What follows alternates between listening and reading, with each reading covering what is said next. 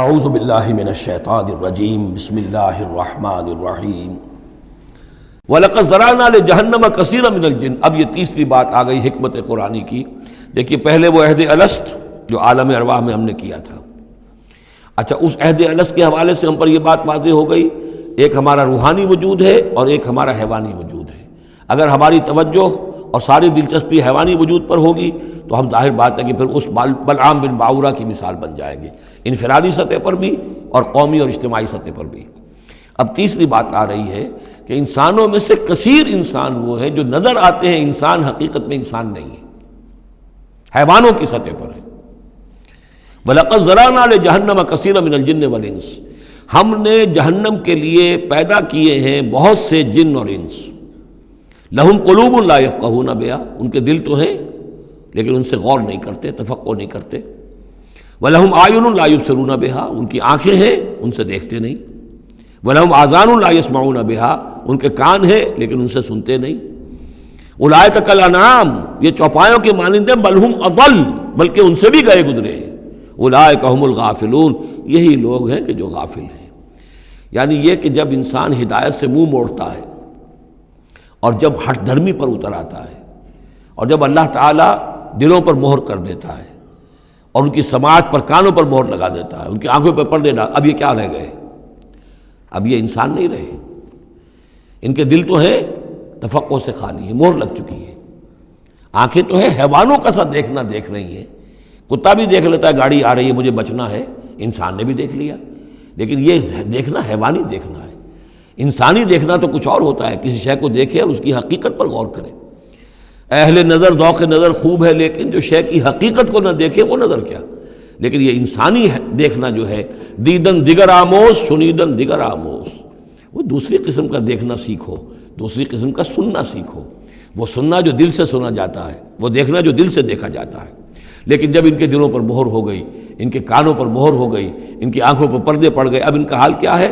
لہم قلوب لا یفقہون بہا ولہم اعین لا یبصرون بہا ولہم آذان لا یسمعون بہا اولئک کالانعام بل ہم اضل، یہ چوپایوں کے مانند ہیں بلکہ ان سے بھی گئے گزرے۔ اس لیے کہ چوپایوں کو تو اللہ نے پیدا ہی اس لیول پر کیا تھا، ان کو پیدا کیا تھا بہت اونچے مقام پر۔ یہی سورۃ التین کا مضمون ہے، والتین والزیتون وطور سینین وہذا البلد الامین لقد خلقنا الانسان فی احسن تقویم ثم رددناہ اسفل سافلین۔ انسان پیدا کیا گیا اس بلند ترین مقام کے اوپر، مسجود ملائک، لیکن پھر جب یہ گرتا ہے تو سب سے نچلوں میں سب سے نیچے ہوتا ہے۔ تو یہ وہ لوگ ہیں، اولئک کالانعام بل ہم اضل اولئک هم الغافلون، یہی لوگ ہیں جو غافل ہیں، اس دنیا میں رہتے ہیں حیوانوں کی طرف، کھایا پیا چرا چگا اور جو ہے بس دنیا کی لذتیں اٹھائیں اور مر گئے، کچھ ہوش نہیں کہ کیوں ہم پیدا کیے گئے، کون ہمارا خالق ہے، کون ہمارا مالک ہے، زندگی کاہے کے لیے ہے، زندگی آمد برائے بندگی، زندگی بے بندگی شرمندگی، کو مرنے کے بعد کہیں کسی کے سامنے حاضری ہے، کوئی جواب نہیں، کچھ نہیں، کوئی ہوش نہیں۔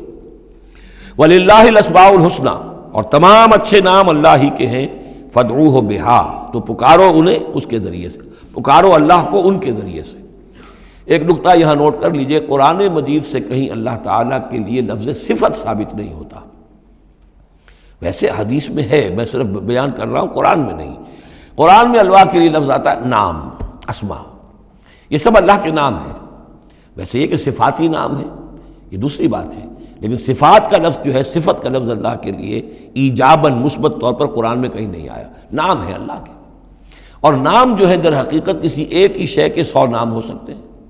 تلوار کے 5000 نام ہیں، تلوار تو ایک ہی شے ہے نا، لیکن اس کے مختلف اوصاف کے اعتبار سے بہت سے نام اس کے عرب رکھ لیتے تھے۔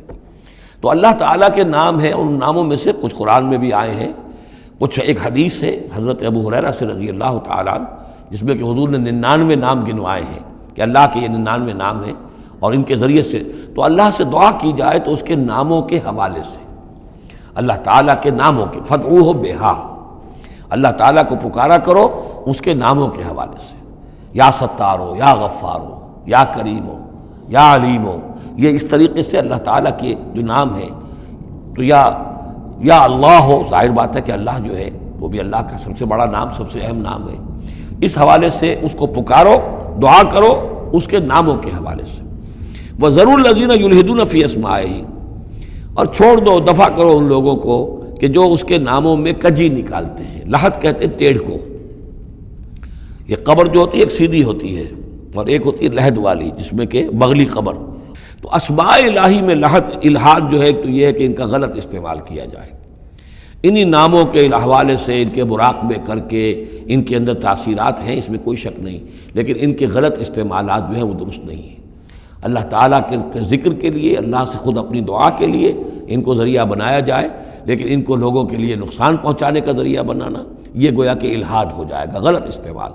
اور دوسرے یہ کہ بعض اللہ تعالیٰ کے نام جو ہیں وہ جوڑوں کی شکل میں ہیں، ان میں ایک ہی کے حوالے سے پکارنا وہ بھی الحاد ہو جائے گا۔ المعز المذل، یہ اب جوڑا ہے، وہی عزت دینے والا ہے، وہی ذلت دینے والا ہے، لیکن اگر آپ نے یا مذلو یا مذلو یا مذلو کہنا شروع کر دیا تو یہ الحاد ہو جائے گا۔ اے ذلیل کرنے والے، اے ذلیل کرنے والے، اے ذلیل کرنے والے، جہاں دونوں لفظ آنے چاہیے، یا معز ہو یا مذل ہو، اے وہ کہ جو عزت دینے والا ہے اور اے وہ کہ جو ذلیل کرتا ہے۔ یہ دونوں نام جو ہے الرافع والخافض، ایک وہ ہے کہ جو اٹھانے والا ہے، اونچا کرنے والا ہے اور نیچے گرانے والا ہے، وہ الخافض بھی ہے، الرافع بھی ہے، المعز بھی ہے، المذل بھی ہے، المحیی بھی ہے، الممیت بھی ہے، زندہ رکھنے والا بھی ہے، موت وارد کرنے والا بھی ہے۔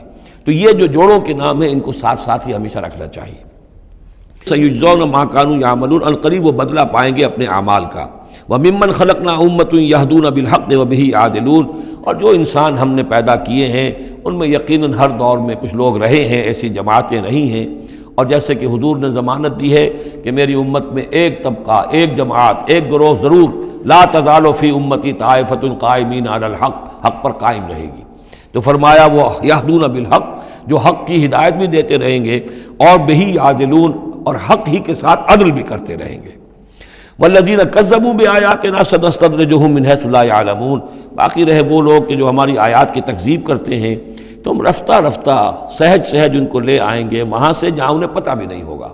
استدراج اسے کہتے ہیں کہ ایک شخص کفر کے راستے میں بڑھتا جا رہا ہے، لیکن اس کی کامیابیاں دنیا میں بڑھتی جا رہی ہیں، وہ اور بڑھ رہا ہے اور بڑھ رہا ہے، وہ سمجھ رہا ہے اللہ کا فضل ہو رہا ہے مجھ پر، حالانکہ اصل میں اللہ تعالیٰ نے اس کی رسی دراز کی ہے تاکہ اور گناہ جو اس نے کمانے ہیں وہ کما لے۔ اس کو استدراج کہتے ہیں، اور یہ بہت بڑا فتنہ ہے۔ بسا اوقات ایک انسان غلط راستے پر چل رہا ہے، لیکن وہ اس استدراج کی وجہ سے یہ سمجھ بیٹھتا میں صحیح راستے پر ہوں، تبھی تو اللہ کی رحمت آ رہی ہے، تبھی تو مجھے کامیابی مل رہی ہے، قدم قدم پر جو ہے کامیابی میری قدم بوسی کر رہی ہے۔ نہیں، یہ استدراج ہے۔